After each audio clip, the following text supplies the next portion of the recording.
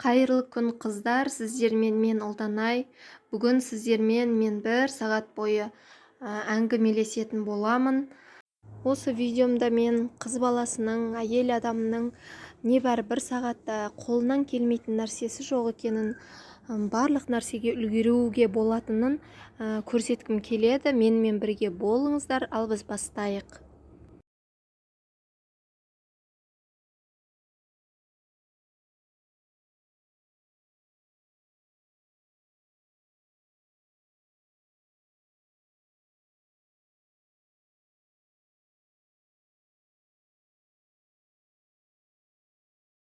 Ең алдымен бізге қажеттісі қант, жұмыртқа, бір жұмыртқа, үлкен болса бір жұмыртқа, кішкентай менікі сияқты осындай орта болса 2 жұмыртқа қоссаңыздар жетеді.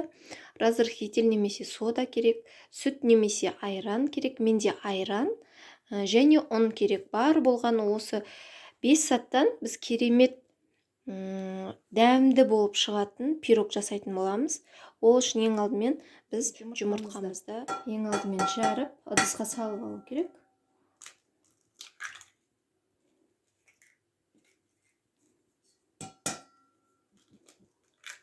Аз ғана шым-шым тұз саламыз. Енді осы екеуін жақсылап араластырып аламыз. Еншікпен ғана қолдансаңыз болады. Блендердің қажеті жоқ.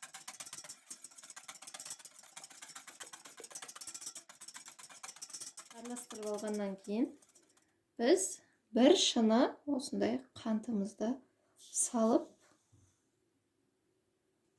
тағы да жақсылап қантымыз ерігенше араластырып алатын боламыз.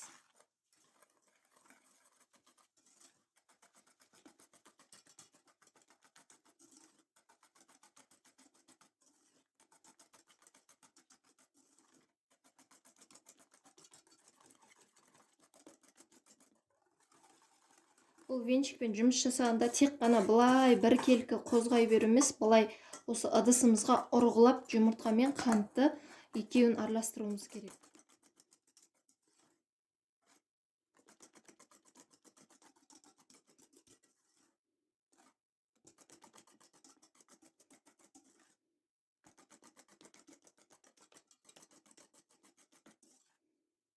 Енді осы массамыздың үстіне біз 1 стақан, яғни 200-250 миллиграмм айран немесе сүтімізді құямыз. Енді бұны да жақсылап араластырып аламыз.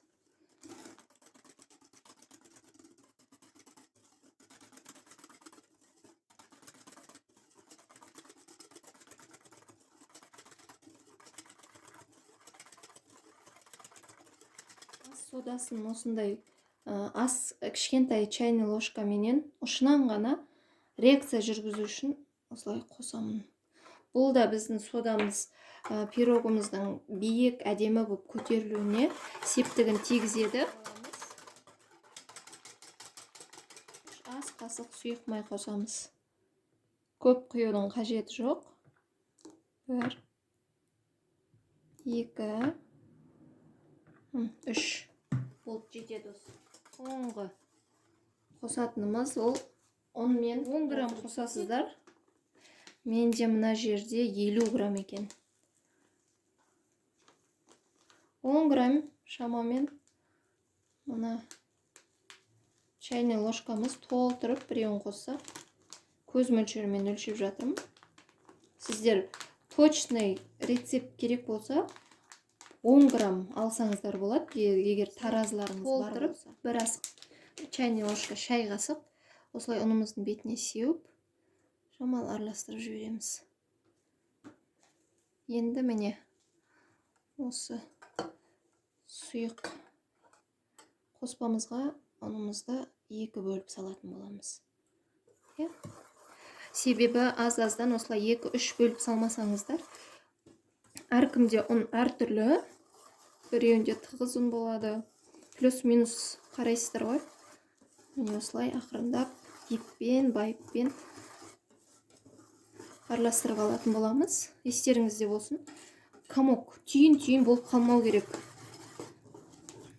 Бізде әлі сұйық консистенциямыз. Енді тағы да осылай бір бөліп Тағы бір араластырып аламыз.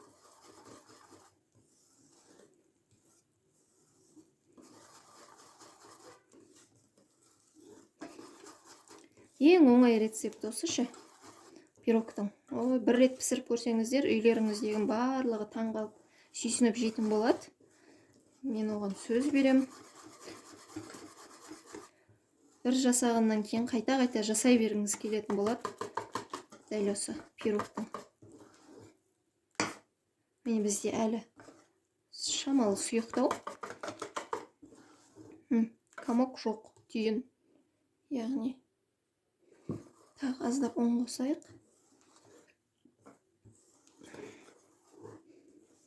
Менде мына жерде 2 стакан толтырып салынған өлшеніп.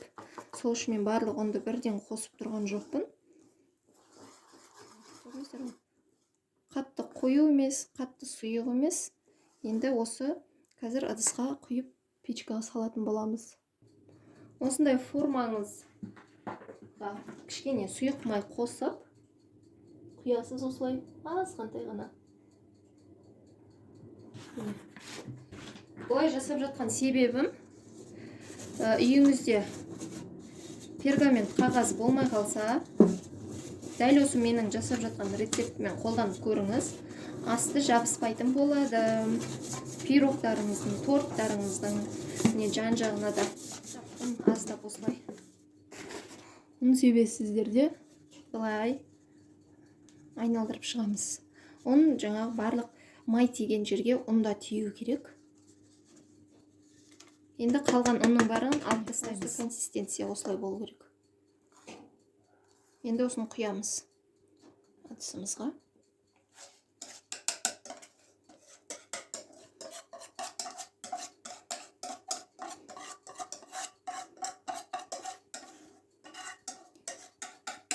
Осылай түгелімен қалдырмай, тегіс болу үшін кейбір қыздарда осындай пирог торттарының мына дәл ортасы піскен кезде былай піседі, тау сияқты болып қалады.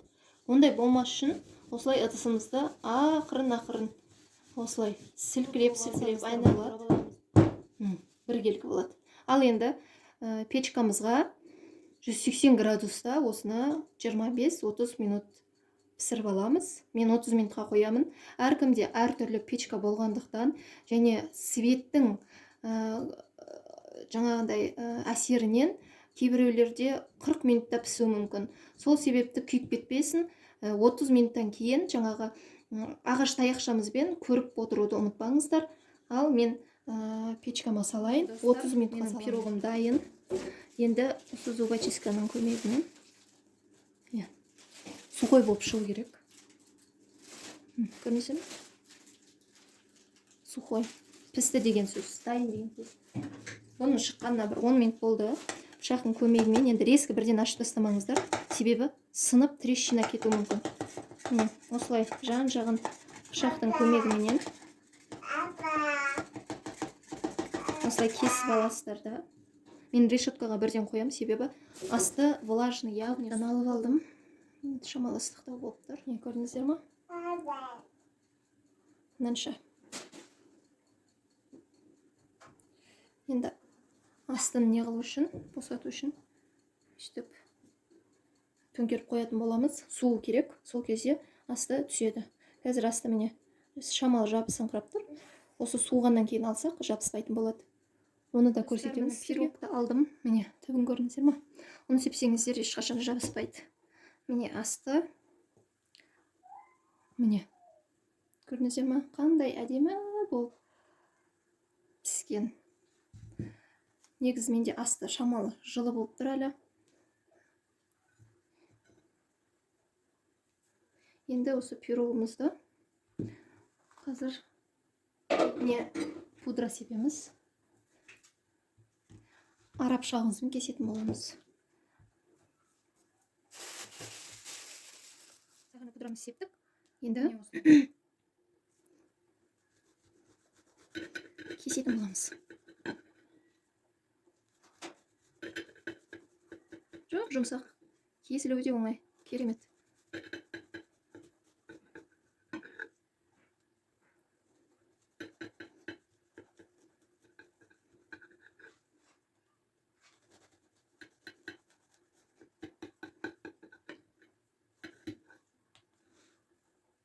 қиғаштап кескенім дұрыс шығар.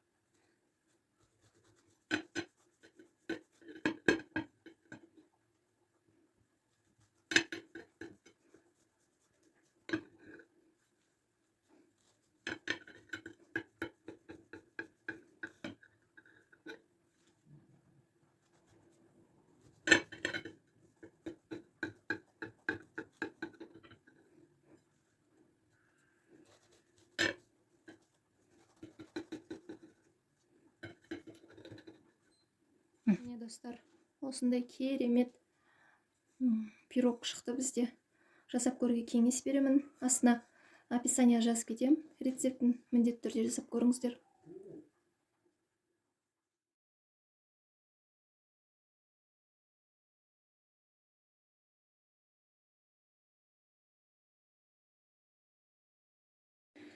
Достар, енді кезекте первыйға сорпа жасаймыз. Қойдың етінен. Менде міне осынша қабырға қалыпты. 1, 2, 3, 4 қабырға қалыпты. 4 қабырғадан 4 адамға аз ғана дәмді сорпа жасайтын боламыз. Ол үшін біздің қабырғаларды бөлек алып алуымыз керек. Бөліп. Сорпаның ең дәмдісі осы қойдың қабырғасынан деп ойлаймын өзім. Дәмді болады ғой. Енді біз мына жерде қатты сүйек бар. Содан шауып алуымыз керек. Менің мына пышағым өтпейді. Қазір пышақ алып.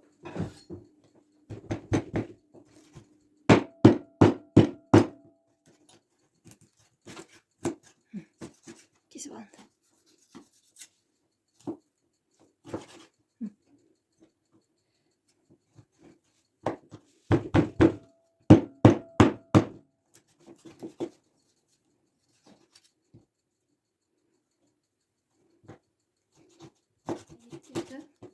Жақсылап турап аламыз.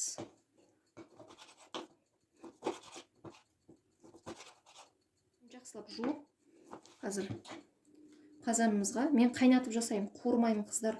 Қайнатқанда өте дәмді болады. Қуырылған майлыны көп адам ұната бермейді қазір. Көбісі правильный питаниеға көшкен ғой. Сол себепті қайнатпа сорпа жасаймын, қайнатып жасаймын. Жуып келейін. Жуып келдім етімді. Енді қазанымызға салып, қазір енді отқа қоямын, су қойып үстіне. Ал енді біз сорпамызға не қосамыз? Пияз қосамыз. Пиязымызды осылай ашып, тазалап аламыз қабығынан. Турамаймыз, естеріңізде болсын. Бүтіндей саламыз. Турасаңыз, бөлініп онша емес болып қалатын болады. Одан кейін бізге осылай тәтті бұрыш керек, яғни перец. Менде кешегі тамақтан қалған жарты перец бар екен. Осыны тазалап салып жіберетін боламыз. Қазір тамағымызға өте керемет дәм беретін болады. Келесі сарымсақ дейді, чеснок. 2 зубчик қосамыз. Бұл да өте керемет дәм береді. Аздап жаңағы ашты дәм береді. Біреулер неше түрлі дәмдеуіштер қосып жатады. Қара бұрыш сорпаның өзіне қосып жатады. Мен дәмдеуіште ешқандай, яғни приправа қоспаймын. Тек осы сарымсақты қосамын. Помидор керек болады. Қазір түбін алып тастап, турап қосатын боламыз. 2 штук қосамын мен. Және 4-5 штук қосып жатқанмын. Осындай блогым ұнап жатса, қолдауларыңызды күтемін. Тіркеліп, лайк басып, ортақ комментария жазып, сұрақтарыңыз бар болса, осы астына комментарияға жазып сұрасаңыздар болады. Міндетті түрде жауап беремін барлықтарыңызға. Маған қолдауларыңыз ауадай қажет. Сол үшін мен талмай сіздерден қолдау күтем деп айта берем. Сол үшін қолдап қоюларыңызды сұраймын тағы да. Тамақ десе де болады. Кейбір адамдар көп тамақ жемейді. Бір күнде 2 рет қана тамақтану тәртібін, графигін ұстанатындар бар. Ол кісілерге тіпті осы мен жасап жатқан майсыз тамақ өте керемет болып есептелінеді. Майы жоқ мына тамақтың, тек осы еттің өзінің аздаған майы ғана шығады бетіне. Мына көкөністерімізді жақсылап жуып алып келемін қазір. Сорпам қайнап шықты бетінде міне. көбіктері. Енді көбікті алып тастайтын боламыз. Бұл деген еттің қайнап шыққандағы мусоркасы.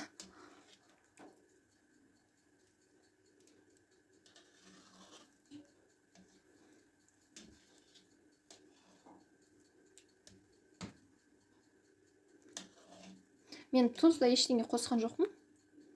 Қазір тұз қосатын боламыз. Етіміз былқылдап қайнағанша 1 сағаттай уақыт кетеді. 40 минут 1 сағат. Жұмсақ болып пісуі керек етіміз. Сол үшін астын жай басып, ұзақ уақыт қайнататын боламыз.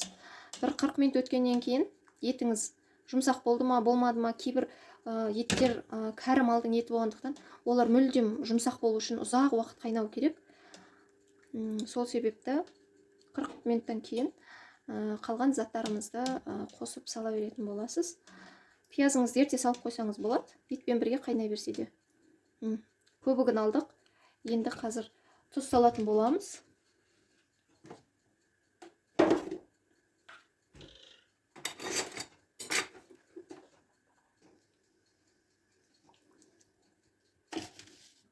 Шамамен осылай 1,5 қасық салдым. Енді бетін жауып қазанымызды астын жай басып, баяу отта 40 минуттай қайнатамыз. Осылай жыбырлап, беті жыбырлап қайнап тұру керек сорпамыз. Қазанымызды ашамыз. Ақырын қайнап тұр. Енді мәне пиязымызды салып, қайтадан қазанымыз бетін жауып қоямыз. Пісіп қалды. Қойдың жас еті тез піседі ғой. Мынаны жіңішке осылай кесіп алатын боламыз.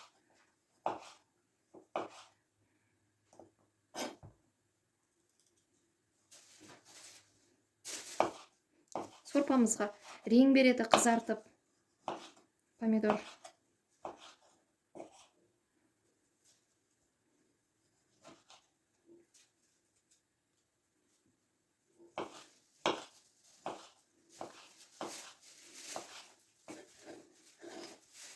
Мен осы қалған заттардың барлығын бірдей салатын боламын.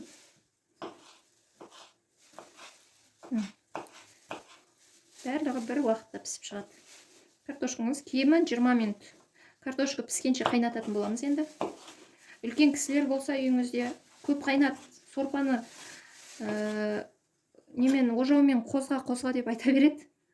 Көбірек қайнатып, ожаумен қозғап, кішкене сорпаңызды қою қылсаңыз болады. Өйткені мына біздің картошкамыздың маңызы шығады сорпаға. Оны білесіздер ме, білмейсіздер ме, білмедім. Менің енемнің енесі, үлкен әжеміз сөйтіп айтады. Сапыра бер көжені, қайнатта сапыра бер дейді. Картошканың маңызы шықсын дейді. Картошканы мен осылай 3-ке бөлем. Себебі үлкен болып кетсе, ол да кішкене үнші емес болып қалады. Мынандай кішкентай картошка болса, осылай 2 бөлім саламын.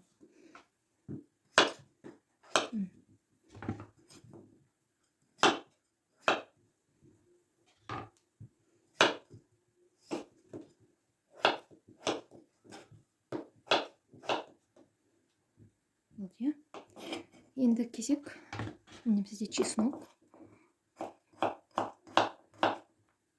Чеснок қатты үлкен қылмаймын.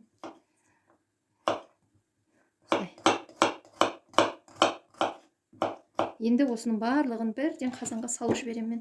Қазанның асын қатты қойып, барлық заттарымызды салатын боламыз. Мына жерде сорпамыз прозрачный түссе, түсі. Ал егер картошканы салып, ұзақ уақыт қайнатып и ожаумен қозғай берсеңіз, мына сорпаңыздың түсі басқаша болып береді. Кішкене қою болады, мына сияқты сұйық болмайды. Одан кейін мына картошканың маңызы шығып, сорпаңыз қою, одан да дәмді сондай болып шығады. Енді өздеріңіз көресіздер. Егер дәл өтсектен жасасаңыздар, дәл осындай тамақ жейтін боласыздар.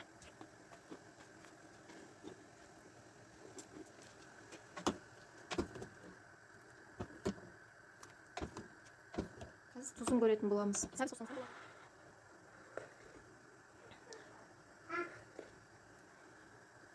Тұзы да керемет болыпты. Тұзды емес, тұзсыз емес, өте керемет болып тұзы. Енді қайнатып, астын жайырақ басып, тағы да қайнатамыз картошкамыз піскенше. Аузын жауып қоямыз.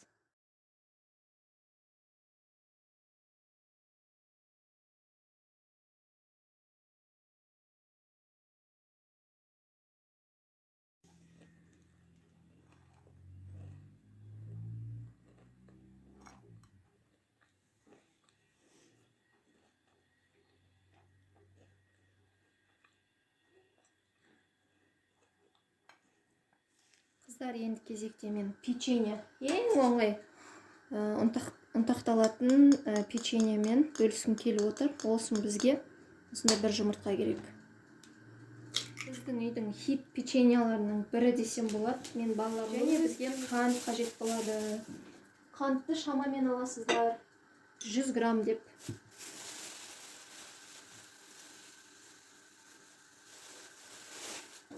Осы печенье, пирог, торт, булочкаларға осы қант көп кетеді. Қанттың қымбат кезінде қазір қант тапшылығы бар кезде сондай заттар істеген бізге не азап деймін да, бірақ жасау керек. Міне. Енді осы затымызға сливочное масло 100 грамм қосамыз. Міне, сливочное масло 100 грамм деп тұр. Мен осылай алдым міне. Енді осының үстіне ұнды қосып жібереміз. Ұнды осылай өз керегіңізше алыңыз. Қыз-келіншектер, менің сорпам дәл осындай болып шықты. Қараңыздар, қандай дәмді, аппетитті көрінеді. Міне қойдың қабырғасымен, картошкалармен өте дәмді болыпты. Вау, қыздар, мынау не екенін көріп тұрсыз ба? Бұл чайға ішетін ең дәмді біздің печеньямыз, мармеладпен, балмен. Сіздерге осы видеоның соңына дейін қарап, рецептін алып алуға кеңес беремін. Қазір алдым. Енді осының барлығын бірден осылай қамыр илейтін боламыз тесті. Қант ерімей ма, қанттың қатты қытырлап тұрмай ма деген сұрақтар болады. Осы печеньяның да ең ерекшелігі осы. Печеньяңыз шайға салған кезде бірден еріп кететін болады. Ал жеген кезде қытырлақ болып тұрады. Осылай уақтап үгітіп, міне, ұнмен сары майды осылай істеу керек. Көрдіңіз ғой? Осылай.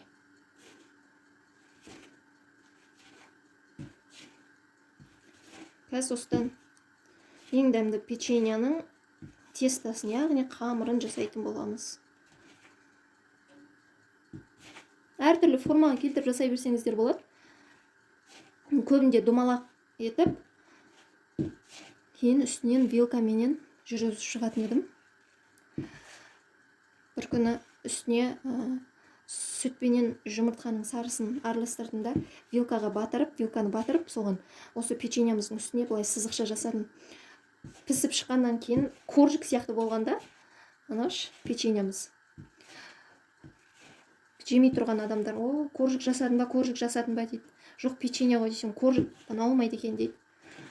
Одан кейін тағы бір жасағанымда, ренжімеңіздер, есік ашық тұреді, шыбындар кіріп алыпты. Тәтті пісіргенге қанттың есіне, вареньяның есіне келеді.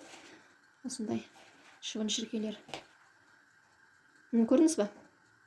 Қамырыңыз осындай бір-біріне қатты жабыспайтын, осындай үгітілгіш болып келеді. Сол үшін осы печенье осындай үгітілмелі печенье болып аталады. Жаңағы екінші форма печеньенің құртты былай жасаймыз ғой. Былай. Осылай алып жасадым да. И осы піскеннен кейін осыны қып-қызыл әдемі болып піседі ғой. Кішкене сарғыштау болып. Піскеннен кейін фотоға түсіріп, WhatsApp статусыма қойсам, елдің бәрі, қолдан құрт жасағансың ба, сап-сары, күшті екен, майлы құрт сияқты ғой дейді. Бұл құрт емес, печенье десем, күліп жатыр. Құрттың формасында жасағаннан кейін құрт екен деп ойлап қалыпты достар. Осылай қамырымызды біріктіріп аламыз. Қатты қолыңызға жабысып, майлы болып тұрса, онда сізде майдың көп болып кеткені аздап, тағы да ұн қосып жіберсеңіз болады. Ода тұрған ештеңе жоқ.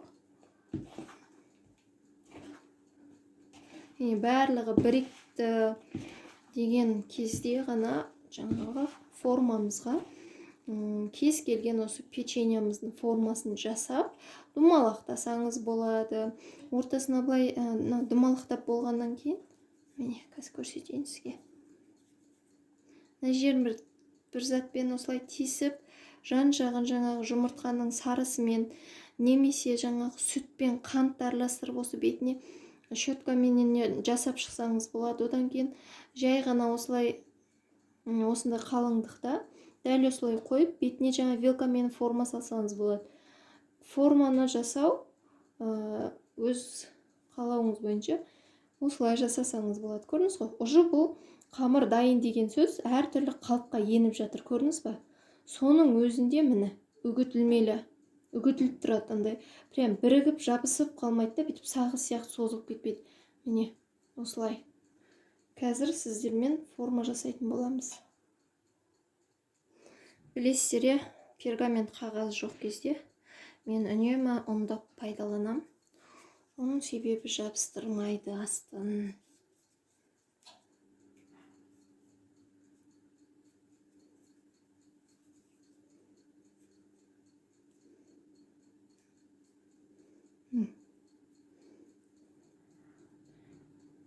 Осылай жасайсыздар. Менің әсел печкам пирогың дайын болды деп знак беріп жатыр. Уақыты бітті.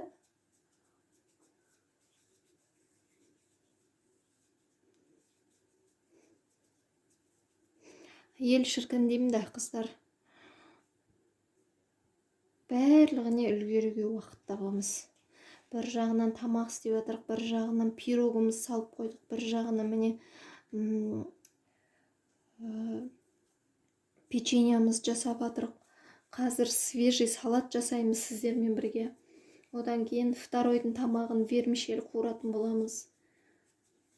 Одан кейін атам арбұз қауын алып келді. Арбұз қауынды кесіп, дәмін татып жейтін боламыз сіздермен.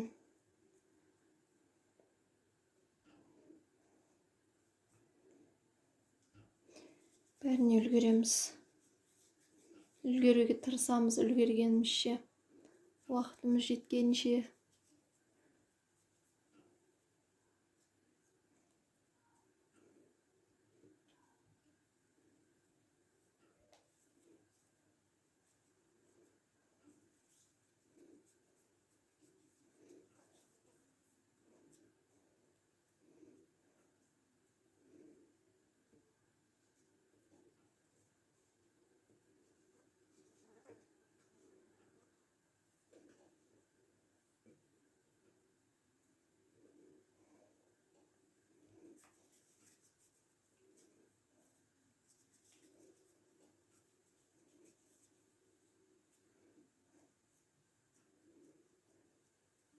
Міне.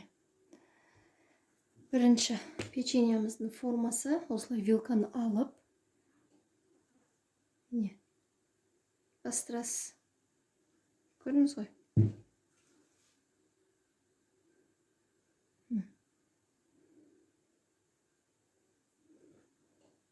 Ізі түседі.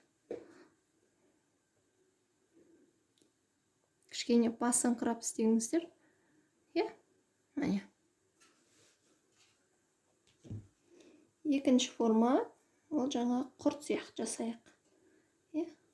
Қызық болсын, тағалдайық елдерді. Құрт жасадым деп.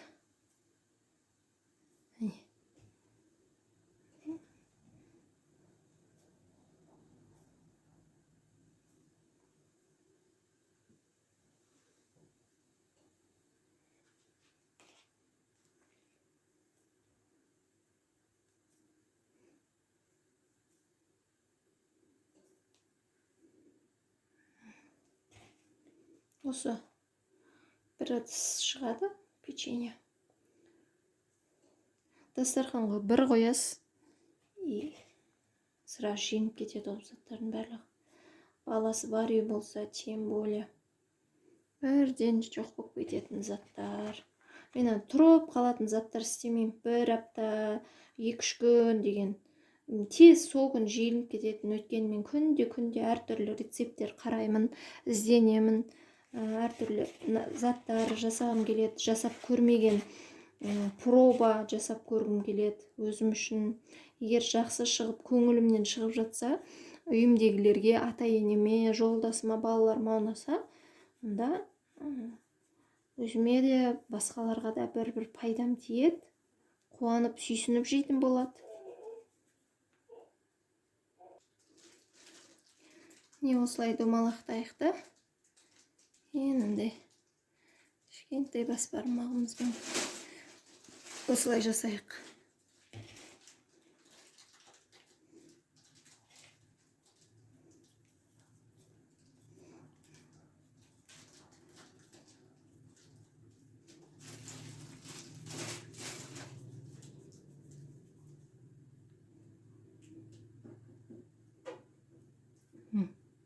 Осының сіздерге идея айтайын ба? Дәл осы жерге миндаль бар ғой? Миндаль. Соны қойсаңыздар күшті болады. Сосын сіздерге тағы бір идея. Дәл осы печеньяны миндаль қойдыңыз ғой, мына ортасына. Миндаль қойдыңыз. Бетіне қою емес, сұйық мед бар ғой, бал. Соны былай сеуіп шықсаңыз, айтамаймын енді. Керемет болады. Кешкі уақытта шаймен ішкенге, тамақтан кейін күшті болады.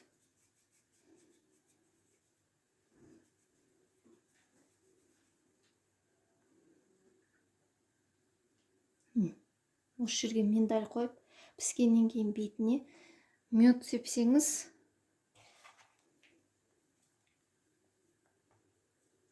үлкен кісілер өте жақсы көреді. Сүйсініп жейтін болады.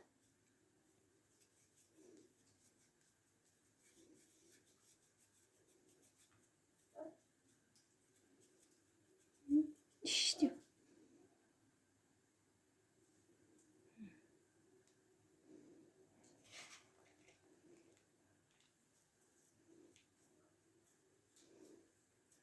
Бірікпейді да бұл. Үстіп мыжғылап аласыздар, кейін осылай домалақтайсыздар. Ата бірден ана жерден алып, бірден домалақтауға келмейді. Алдыңыздар да бүйте сасаңыздар, бұл үгітіле береді. Не қылмайды, бірікпейді. Сол үшін бірінші осылай. Иін қандырып алу керек қой бұл қамырдың да.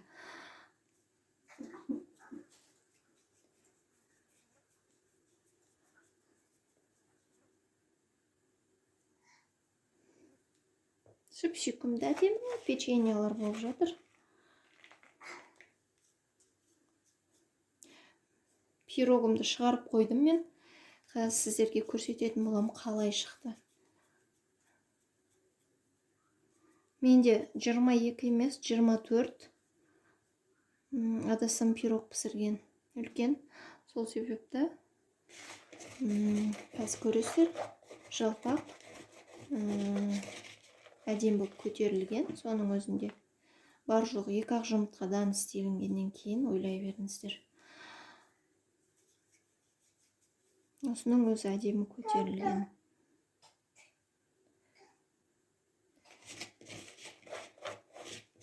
Менде 3 осындай торт пісіретін, пирог пісіргенге арналған 3 ыдысым бар. 24, 26, 28.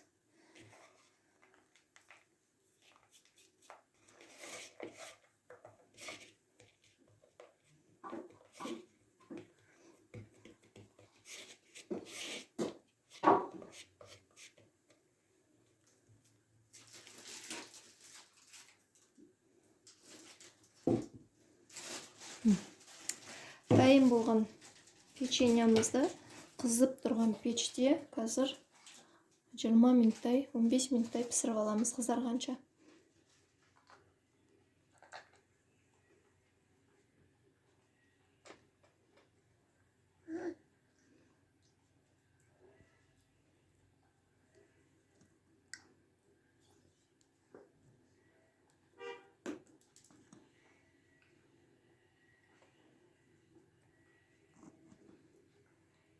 Мен жаңа айттым ғой сіздерге, мына печеньем пісіп шықты, өте күшті болып шықты.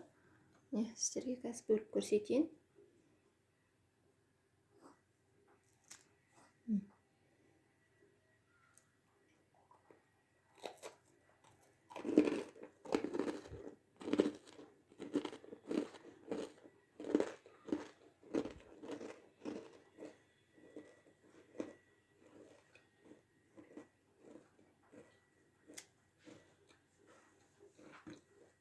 осылай шығады.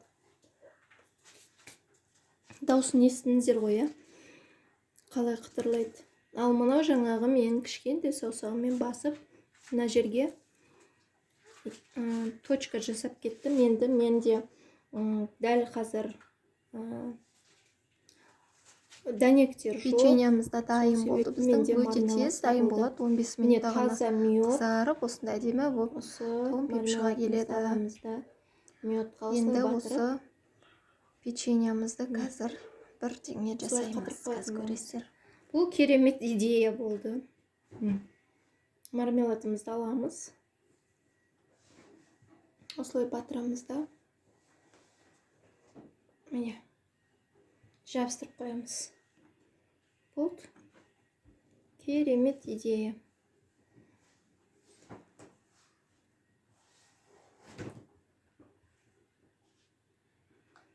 Міне.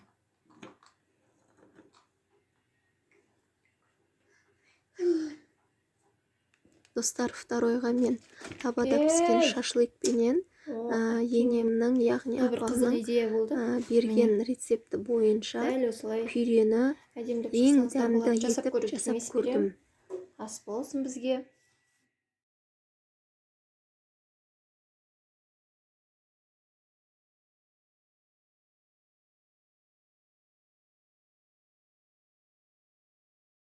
Білесіздер, картошканың тез пісетінін. Міне, картошкам пісіп шықты. Бүгін пюре жасайтын боламыз. Картошкамды жуып тазалап, қазанға қойдым отқа. Қатты суды көп құймаңыздар.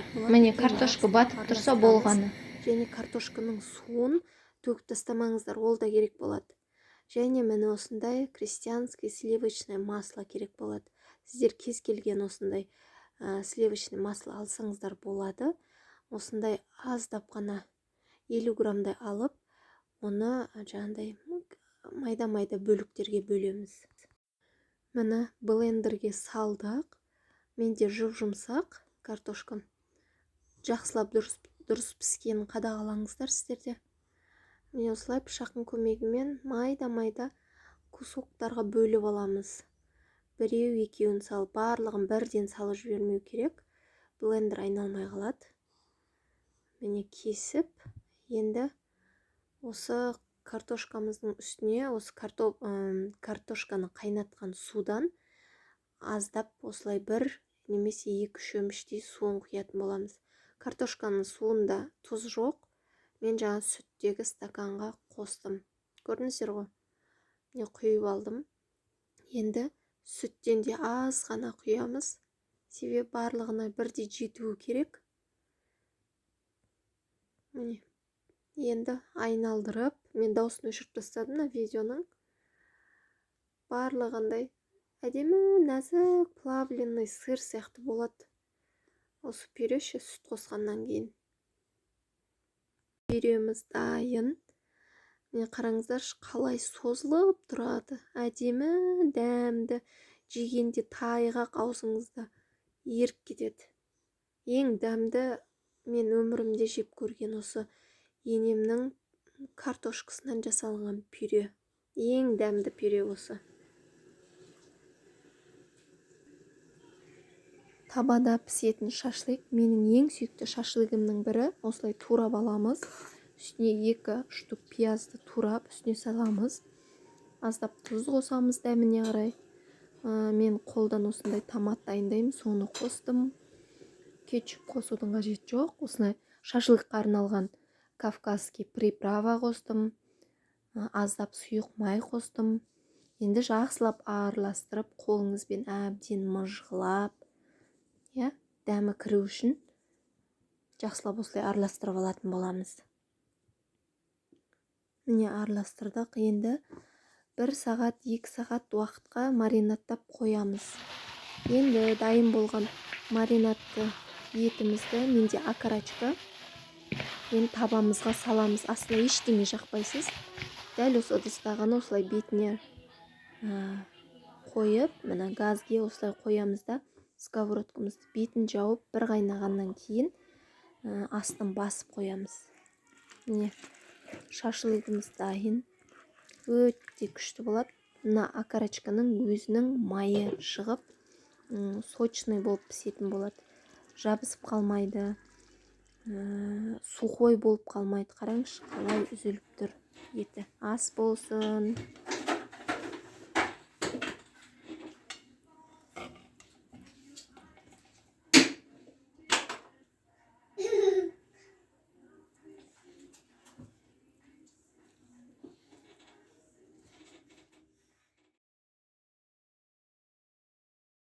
Булочканың рецептімен бөлісім келіп отыр. Дәл осындай әдемі бір жасағаннан керемет қонақтарыңызға, дастарханға ұсынсаңыз, әдемі болып дастарханыңыздың көркін ашатын булочка дайындаймыз. Ол үшін бізге 1 стакан жылы сүт керек, қант керек, 3 ас қасық. Тәттірегін қаласаңыз, көбірек қоссаңыз болады. 1 жұмыртқа керек және сұйық май керек болады. Саламыз, одан кейін жақсылап енді араластырып алатын боламыз. Достар, қазақ тіліндегі видеоларды YouTubeға жақсылап кеңінен таратып, бүкіл әлемге танымал болу үшін лайк басып, комментария жазып отыруларыңызды сұраймын. Ал енді жақсылап қамырымызды илейміз, жұп-жұмсақ етіп, ашығанша бетін жауып, жылы жерге ұстайтын боламыз. Салмасына 3 қасық ас қасық мак, 3 қасық қантымызды және бағанағы тестадан қалған жұмыртқамыздың ағын үшеуін осылай араластырып, бір келкі масса болу керек. Мен осылай созылыңқы болып тұру керек. Осыны қазір біз ашқан қамырымыздың үстіне жағатын боламыз. Мына қамырымыз дайын. Ұнға 1-2 рет аунатып, қамырымызды 2-3 сантиметрдей жұқа етіп жайып алатын боламыз оқтаудың көмегімен. Енді міне макты саламыз ортасына. Енді қасықтың көмегімен осылай қамырдың барлық жеріне жағып шығатын боламыз. Достар, қазақ тіліндегі осы YouTube арнаға салып жатқан барша қыз-келіншектердің видеоларын кеңінен таратып, лайк басып, комментария жазып, қолдауды ұмытпаңыздар. Тіркелмеген болсаңыз тіркеліп, қоңырауша белгісін басып қоюды, келесі видеомызды көруді ұмытпаңыздар. Осылай томпиып оралып тұрған тестамыздың үстіне жұмыртқамыздың сарысын жағып, жып-жылтыр етіп, қызып тұрған пешімізге піскенше 25-30 минутта ұстап пісіріп алатын боламыз. Біздің томпиған әп-әдемі жұп-жұмсақ мактан жасалған булочкаларымыз дайын. Жасап көруге кеңес беремін. Міндетті түрде жасап көріңіз, ас болсын.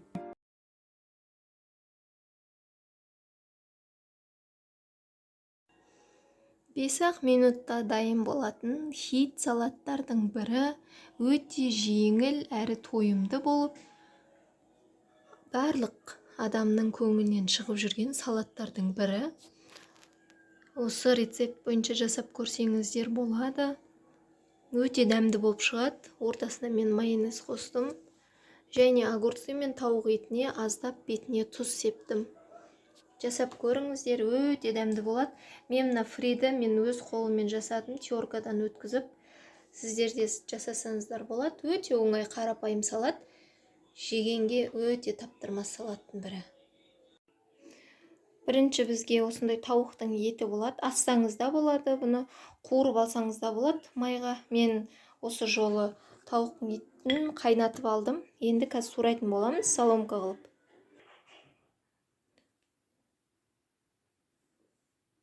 Міне соломка жасап турап алдық біз жақсылап. Енді тарелкаға қойып шығатын боламыз. Бізге мынандай жайпақ тарелка керек болады. Соның жан-жағына қойып шығатын боламыз. Қуырылған жұмыртқамызды қазір тоже дәл жаңағындай етіп турайтын боламыз. Міне турап алдық жұмыртқамызды. Енді бұны да тарелкамызға бүйтіп әдемілеп орналастыратын боламыз. Огурцымызды да, яғни қиярымызды турадық. Бұны да тарелкамызға салатын боламыз. Әдемілеп.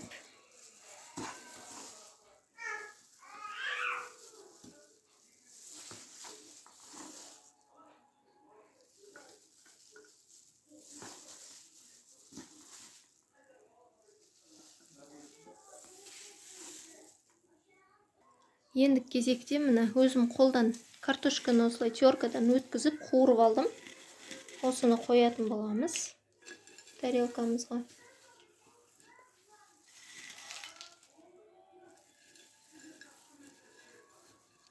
Ең соңында кукуруза қоятын боламыз. Менде осы хит деген жүгері. Қазір осыны салып шығатын боламыз.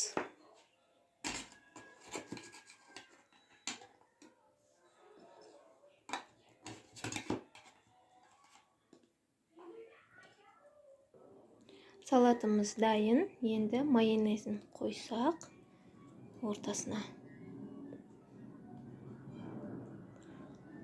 Майонезді өз қалауыңыз бойынша қоссаңыз болады. Біреулер майонездің көп болғанын қалайды, біреулер аз болғанын қалайды. Сол себепті өзіңіз білесіз. Және де тұз. Мен тұзды тауықтың етімен огурцыға аздап қана осылай қосатын боламын. Себебі тұздың да дәмі кіруі керек. Әне, осылай ғана. Болды. Салатымыз дайын. Жасап көріңіз.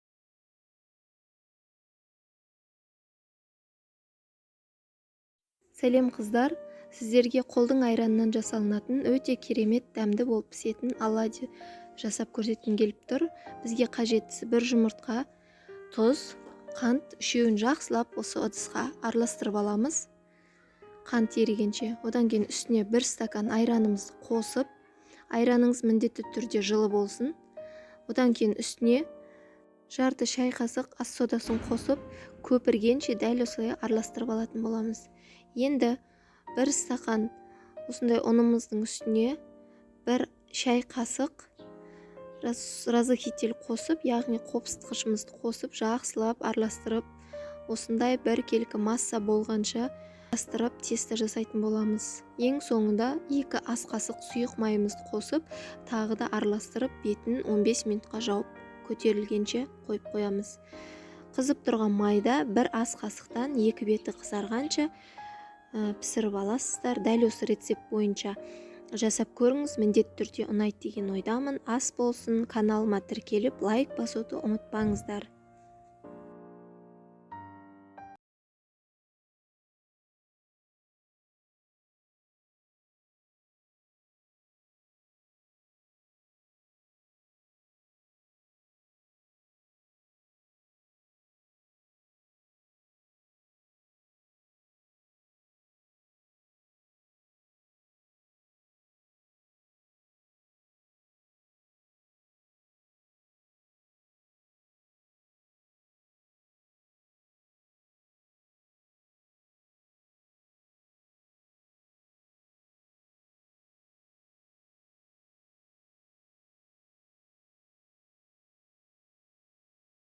Майға салғанда алтындай боп сарғайып пісетін әдемі пирожки жасап үйренейік. Ол үшін менімен бірге осы видеоның соңына дейін көруіңізді сұраймын.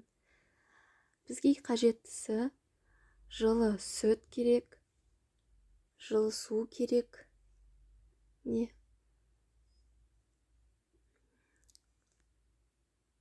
Енді аздап қант қосамыз. Жақсылап осы үшеуін араластырып алатын боламыз. Одан кейін 1 чайный ложка дрожжіміз салып, бұны да жақсылап араластырып аламыз. Одан кейін тұз қосамыз, дәміне қарай. Тағы да араластырып аламыз. Барлығы еруі керек ішіндегі біздің заттарымыз. Одан кейін керегінше ұнды қосып, жақсылап жұмсақ қамыр илейтін боламыз. Достар, қолдап отыруларыңызды тағы да сұраймын мен. Тіркеліп, лайк басып, комментария жазып, кез келген сұрақтарыңыз болса, комментарияға жазсаңыздар болады. Міндетті түрде ответ қайтарамын. Сіздерге тек таңдаулы ең оригинал, ең жақсы рецепттермен бөлісіп отырмын мен. Жасап көрсеңіздер болады, еш өкінбейсіздер.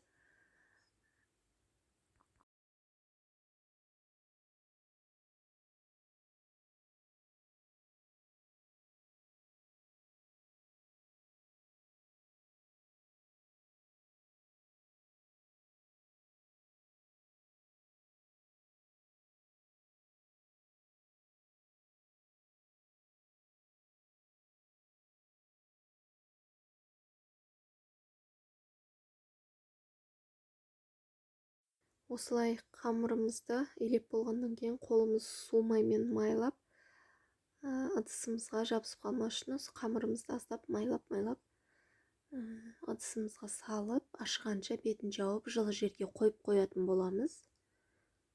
Міне ыдысымызды майлап алдық. Жұп-жұмсақ әдемі қамыр болды. Пакетпен сыртын жауып жылы жерге алып қоямыз. Енді мен осылай 4-5 штук картошкамды қайнатып алдым. Сүзіп, оны ыстық жерден салқын жерге қойып, терезенің алдына немесе далаға қойып, суығаннан кейін қабығын ашитын боламыз. Начинкасына, яғни салмасына кез келген ұнаған қоспаңызды қоссаңыз болады. Менде картошка мен пияз. Сіз капуста қоссаңыз болады, қуырып, әдемілеп. Біреулер жұмыртқа жақсы көреді. Өз қалауларыңыз бойынша қосып жасап көрсеңіздер болады. Менің осы тестам жареныйға да және духовкада пісіретін пирожкидің тестасы. Екеуіне де кете береді.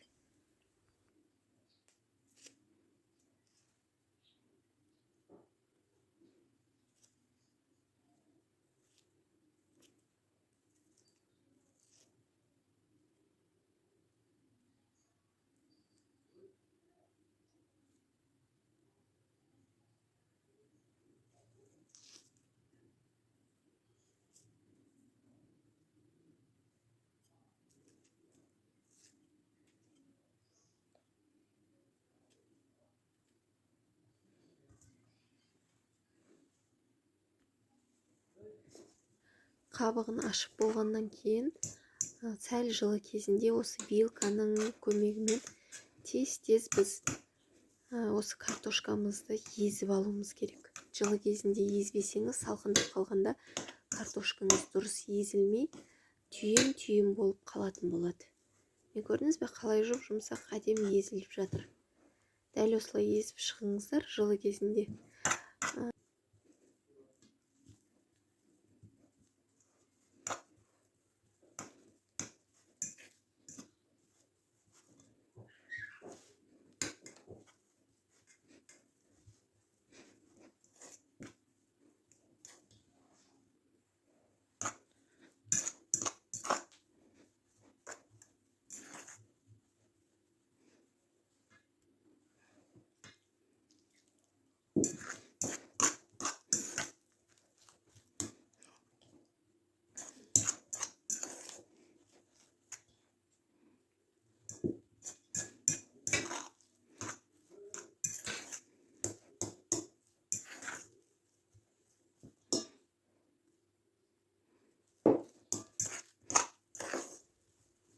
Міне, картошкамыз керемет боп езіліп шықты. Енді осы картошкамыздың үстіне фишка. Менен сіздерге бір лайфхак деймін ба, не дейін.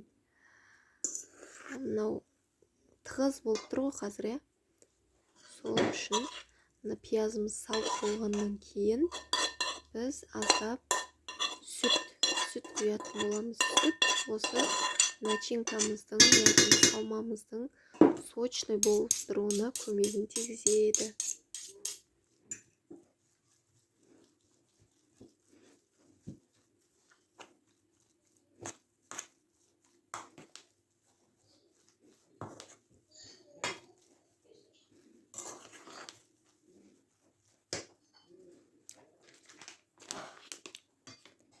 Дәміне қарайым. Черный перец.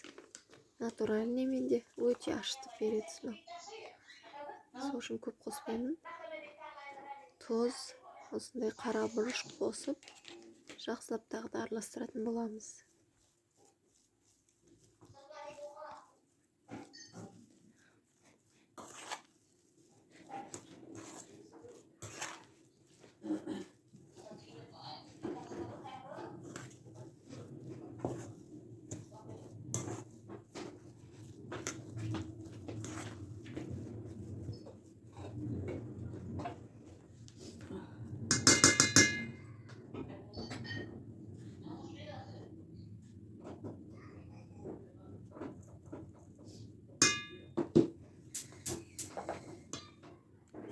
енді жақсылап қолымызға пакет киіп осылай мыжғылап тұрып жанын шығарып тұрып қолымызбен мыжимыз.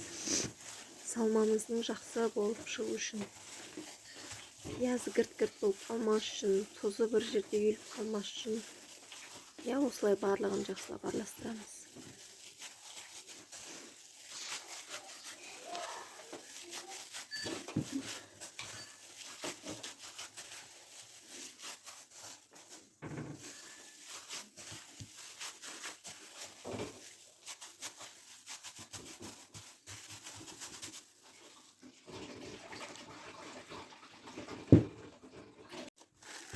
Қамырымыз томпиып, ісініп ашып шықты. Небәрі жарты сағат 40 минутта ашып шығады. Енді қолымызды майлап, осы қамырымызды осы май жаққан жерге түсіріп, формаға келтіретін боламыз. Қамырымызды кішкентай бөліктерге бөліп, пирожкиге арналған. Біреулер кішкентай пирожки болғанын қалайды, біреулер үлкен ана базарда сатады ғой. Сол сияқты мен орташа қылатын боламын қазір пирожкилерімді.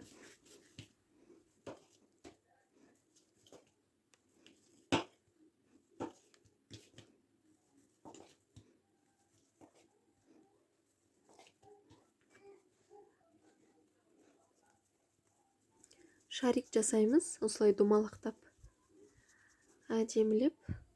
Міне көрдіңіздер ғой, тұп-тұмалақ сүп-сүйкімді кішкентай. Осыны қазір оқтауменен жайып, немесе қолдың көмегімен, майлы қолменен жайып, ішіне начинкамызды салатын боламыз. Міне көрдіңіздер ғой, қатты жұқа емес, қатты қалың емес, орташа қамыр жаямыз. Тез жайылады, көрдіңіз бе? Начинкамызды аламыз, бір немесе 2 қасық. Енді жан-жағын жақсылап жабыстырамыз бір-біріне.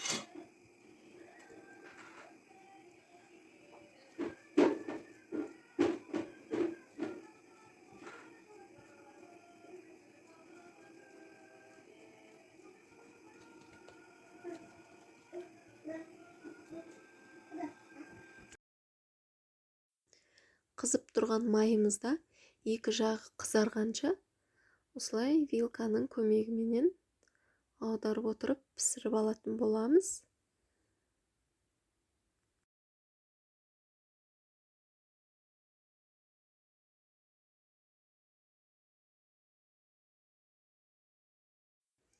Ал жалтыраған біздің пирожкиміз дайын. Аз болсын.